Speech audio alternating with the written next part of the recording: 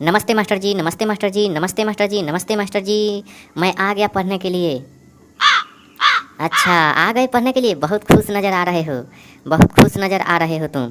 क्यों, कोई बात है क्या? बहुत खुश नज़र आ रहे हो।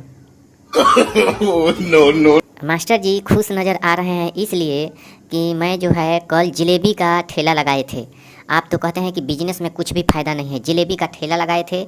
रात को दुर्गा पूजा में 1 क्विंटल जलेबी हमने बेच दिया। 1 क्विंटल समझिए कि 200 रुपये केजी जलेबी बेचता हूँ। 20,000 रुपये का हो गया। 20,000 का, 20,000 का। और उसमें से सामान हम ले आए थे 7-8 हज़ार का। तो समझिए कि 12,000 रुपया मुझको मुनाफा हुआ। 12,000 मास्टर जी। चाबस बेटे चाबस। तब तो तुम तरक्की करोगे। हम तो बोल रहे थे कि बिजनेस में कुछ फ़ायदा नहीं है, अभी पढ़ाई लिखाई करो। लेकिन बिजनेस में तो तुम दिमाग लगा दिए हो। जलेबी का ठेला लगा करके 12,000 एक रात में कमाए। अगर 5-6 दिन रह गया तो समझिए कि 60-70 हज़ार रुपया तुमको 7-8 दिन में हो जाएगा। जी मास्टर जी, हम हर एक साल जलेबी का ठेला लगाता हूँ दुर्गा पूजा में। जब भी दुर्गा पूजा आता है तो जलेबी का ठेला लगाता हूँ और 1-2 हज़ार रुपया खर्च करता हूँ दुर्गा माता में। तो दुर्गा माता हमको देती है। पूजा पाठ में मुझको बहुत मन लगता है। रसगुल्ला दुर्गा माता को चढ़ाता हूँ।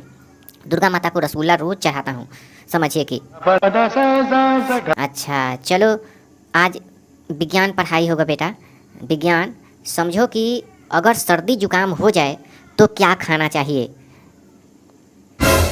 देखिए मास्टर जी, आपने पढ़ाए हैं कि सर्दी जुकाम हो जाए तो दही नहीं खाना चाहिए, बैगन नहीं खाना चाहिए, मछली नहीं खाना चाहिए, कंदा कोहरा नहीं खाना चाहिए। अंडा खा सकते हैं, रोटी खा सकते हैं, भैंस का दूध खा सकते हैं और रहर का दाल तो ज़रूर खाना चाहिए। रहर के दाल अगर खाते हैं तो आपके पास में सर्दी जुकाम बुखार की नामो निशान मिट जाएगी। पपीता भी नहीं खाना है, गन्ना का रस भी नहीं चूसना है, मूली नहीं खाना है, गाजर नहीं खाना है, क्योंकि ये सब चीज़ ठंडा होता है। चाबस बेटे, तुमको तो सब कुछ याद हो गया, याद हो गया तुमको, बहुत याद हुआ। मास्टर जी देखिए, मेरा भाई कल आ रहा था रास्ते में, तो वो बोला कि हमने 2 बिस्कुट का पैकेट लिए। एक काजू किशमिश वाला था तो उसको खाए तो कुछ नहीं हुआ, और एक पार्ले-जी बिस्कुट था। तो पार्ले-जी जब से वो खाना शुरू हुआ और किया तब से समझिए कि सर्दी जुकाम होना शुरू हो गया। और 800-900 रुपया रोज़ कमाता है राज मिस्त्री में। तो समझिए कि उनका छुट्टी हो गया। इसीलिए मैं कहता हूँ, अपने दिमाग से चलता हूँ मास्टर जी, कि ठंडा सामान नहीं खाना चाहिए। सर्दी जुकाम हो जाए तो काम करने जहाँ गया था वहाँ पानी में कोई कुछ डाल दिया था, इतना ठंडा चीज़ कि उसको सर्दी जुकाम उसी समय हो गया। तो किसी तरह उसने दिहाड़ी लगाया और आज छुट्टी में है वो। फिर देखिए कल जाता है कि क्या करता है मास्टर जी।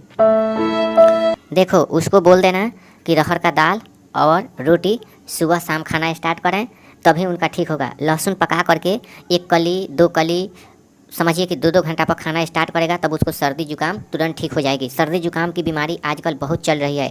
अपने खान पान पे ध्यान देना चाहिए। भैंस का दूध जो है 1 गिलास रात के समय में ज़रूर पीना चाहिए। भैंस का दूध पीने से शरीर सेहत सुंदर रहता है, हड्डी मांस मजबूत रहता है, इसीलिए भैंस का दूध खाया जाता है।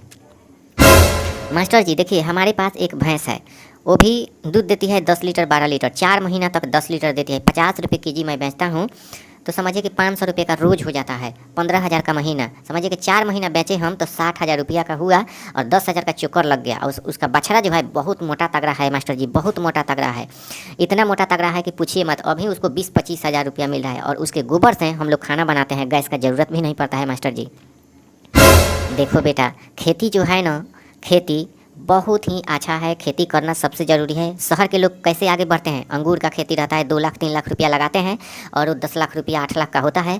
तो उसमें से 4 लाख रुपया का क्या करते हैं कि कोई बिजनेस में लगा करके एक लड़के लड़कियों को वहाँ बैठा देते हैं और वहाँ से भी बिक्री होना शुरू हो जाता है, बिक्री होना शुरू हो जाता है।